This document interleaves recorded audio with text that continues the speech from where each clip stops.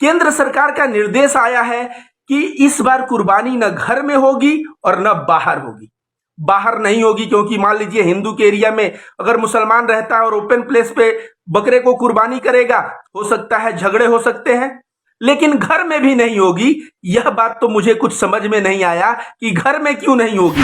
तो सीधे तौर पे कह देना चाहिए कि बकरीद मत बनाओ, आप कुर्बानी न घर में करेंगे न बाहर करेंगे तो कुर्बानी होगी ही नहीं। तो बकरा ईद और कुर्बानी का त्योहार मनेगा कैसे? क्योंकि जब बकरीद आती है तो गोबर भक्त, अंधभक्त और नफरतबाजों को एनिमल लाइफ मैटर्स याद आने लगता है। मुसलमानों की लिंचिंग, कहीं किसी मंच पे सूरजपाल अंबू खड़ा होके बोलेगा कि जहां भी मुल्लाओं को देखो ठोक दो। दादरी में जब मुसलमान की लिंचिंग हुई थी, मुझे याद है, पुलिस घर में घुसता है तो लाश पड़ी हुई है, लाश के ऊपर पैर रख के वो उधर जाके फ्रिज चेक करता है कि फ्रिज में गाय का मांस है कि नहीं।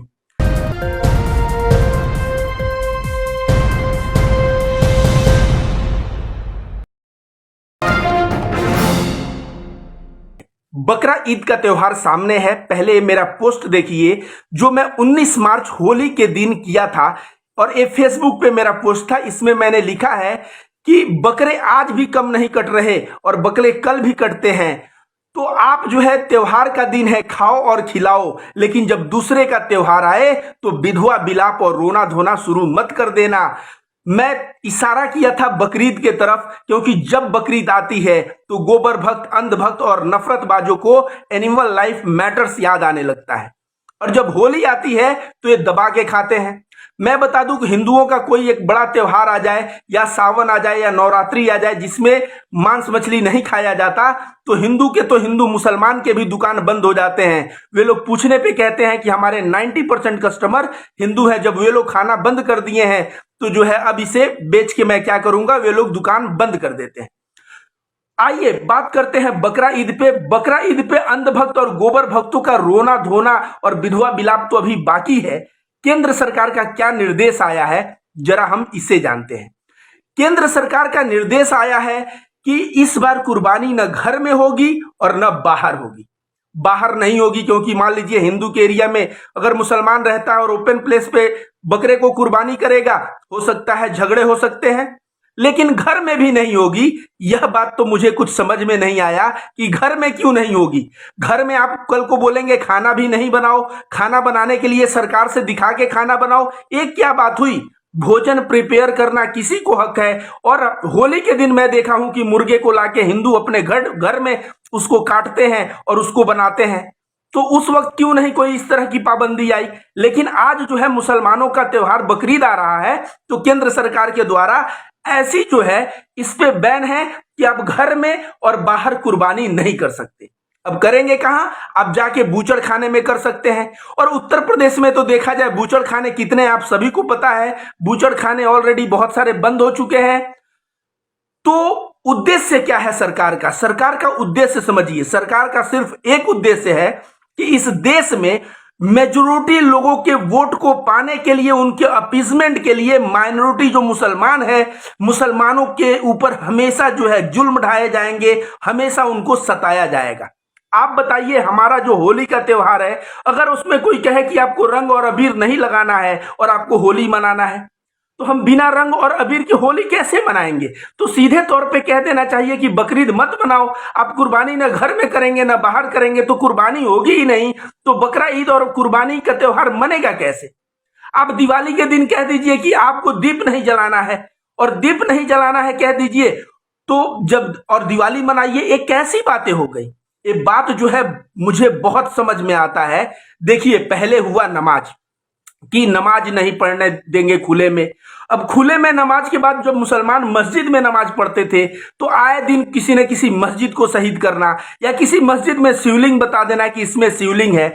मतलब आप समझिए, एक भेड़िया था, उसके सामने एक भेड़ का बच्चा पड़ गया, तो भेड़ के बच्चे को भेड़िए ने कहा मैं तुझे खाऊंगा, तूने पिछले साल मुझको गाली दिया था।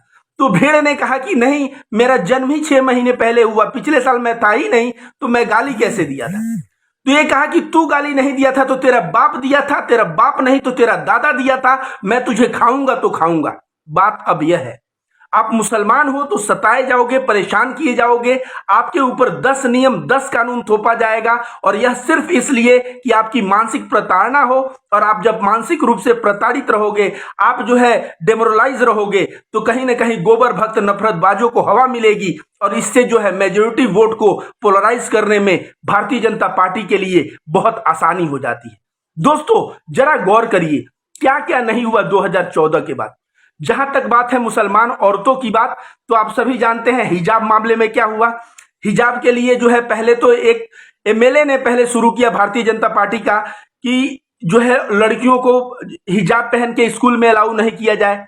लड़की जब आने लगी तो उसको रोका गया, फिर लड़कियों ने भी जो है आंदोलन किए, और यह बात इतनी बढ़ गई कि कुछ लोग जो है आवारे लोग जाके भगवान प्रभु श्री राम का नाम लेके लड़की छेड़ने का कार्य किए। आप सभी और जग जाहिर है मुसलमान औरतों को बुल्ली बाई सुल्ली बाई। आपको बता दें, मुझे शर्म आता है, एक बहुत ही अच्छी पत्रकार है जिनका नाम अरफा खानम है। अरफा खानम को भी ये जो है सुल्ली डील और बुल्ली डील में उनको घसीट लिया गया। मैं बता रहा हूं कि सोचिए जो बुल्ली डील सुल्ली डील करने वाले लोग थे उनकी मानसिकता क्या थी, उनके ऊपर क्या कार्रवाई हुआ। तो दोस्तों आपको यही चीज मैं बार बार बताने की प्रयास कर रहा हूं कि मुसलमान है तो औरतों के साथ ऐसा व्यवहार। उसके बाद खुले में नमाज नहीं पढ़ने देंगे। मुसलमान कहा ठीक है मैं मस्जिद में नमाज पढ़ूंगा, तो मस्जिद में भी मस्जिद को शहीद करो तो इसमें शिवलिंग है, फलाना ढेकाना। इसके बाद जो है तीसरी नंबर बात आई कि अजान से बहुत डिस्टरबेंस होता है, और महाराष्ट्र का राज ठाकरे वो इतना बड़ा नफरती है, उसने नफरत की सब सारे हदें पार कर दी, और वो कहा कि मैं मस्जिद के सामने जोर से हनुमान चालीसा चलाऊंगा, और हनुमान चालीसा चलाऊंगा। तो महाराष्ट्र का मुसलमान ने कहा कि ठीक है तुम आओ जोर से मेरे मस्जिद के सामने हनुमान चालीसा चलाओ, मैं तुम्हें जो है शरबत पिलाऊंगा। तो इस तरह से मुसलमान जो है वहां हिंदुओं के दिल जीत लिए और हिंदू मुस्लिम एकता का मिसाल कायम किए। नहीं तो राज ठाकरे नामक जो आतंकी है, जो दबंग है, ये तो अब तक पक्का महाराष्ट्र में जो है दंगे करवा चुका होता। इसके पश्चात आइए, अजान हो गया, नमाज हो गया, बुल्ली डील हो गया, सुल्ली डील हो गया, हिजाब हो गया। इसके पश्चात आप देखेंगे तो आए दिन मुसलमानों की लिंचिंग। कहीं किसी मंच पे सूरजपाल अंबू खड़ा होके बोलेगा कि जहां भी मुल्लाओं को देखो ठोक दो। दादरी में जब मुसलमान की लिंचिंग हुई थी, मुझे याद है, पुलिस घर में घुसता है तो लाश पड़ी हुई है, लाश के ऊपर पैर रख के वो उधर जाके फ्रिज चेक करता है कि फ्रिज में गाय का मांस है कि नहीं। जिस देश में इंसान की जान की कीमत इतनी हो जाए वह देश कैसा है। आज इन लोगों को बहुत ज्यादा याद आने लगा है कि पशुओं के साथ, उसमें लिखा है कि पशुओं को ठूस ठूस के गाड़ी में भरा जाता है और उनके साथ क्रूर व्यवहार होता है। यह बात अच्छी नहीं है। जिस देश में हंगर इंडेक्स, लोग भूखे मर रहे हो और वहां का प्रधानमंत्री विदेश यात्रा करता हो, तब जो है इंसान के जान की कीमत नहीं हो, लिंचिंग कर दिया जाए इंसान को, तो उसके ऊपर कोई ये ना आए। प्रधानमंत्री भारत के निवासियों को कपड़े से पहचानता हो, आप समझ लीजिए कि भारत देश में क्या चल रहा है। तो ये जो बकरा ईद के ऊपर जिस तरह से पाबंदी आया है, इस पाबंदी का मैं रविकांत भारती घोर विरोध करता हूं।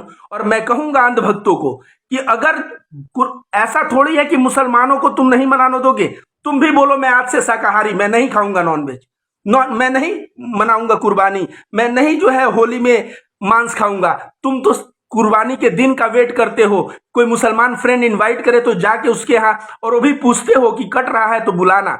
इस तरह जाके तुम खाने वाले लोग हो। तो पहले तुम अपना त्यागो, अपने चरित्र को वैसा बनाओ। ये नहीं कि होली में तुम काटो और दबा के खाओ, और जब बकरीद आए तो मुसलमानों को कहो कि नहीं ये मुसलमान जो है जानवरों के साथ क्रूरता कर रहे हैं। आज क्या देश की दिशा है। आज बेरोजगार जो है सड़क पे आके इतना हिंसा कर रहा है, क्यों कर रहा है? उसके पेट की बात आ गई।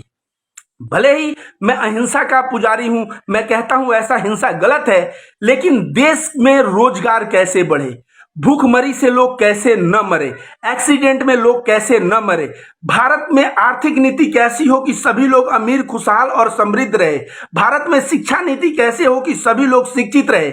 इन सब नीतियों से सरकार अपना ध्यान हटा के सरकार पूर्ण रूप से ध्यान केंद्रित कर चुकी है मुसलमानों पे कि आप मुसलमान हो तो आप बकरा ईद में ये नहीं कर सकते, वो नहीं कर सकते, और इतनी पाबंदियां डाल दो कि सामने वाले के त्योहार का कुछ मतलब न निकले। दोस्तों, रविकांत भारती, मैं हमेशा आवाज उठाता हूं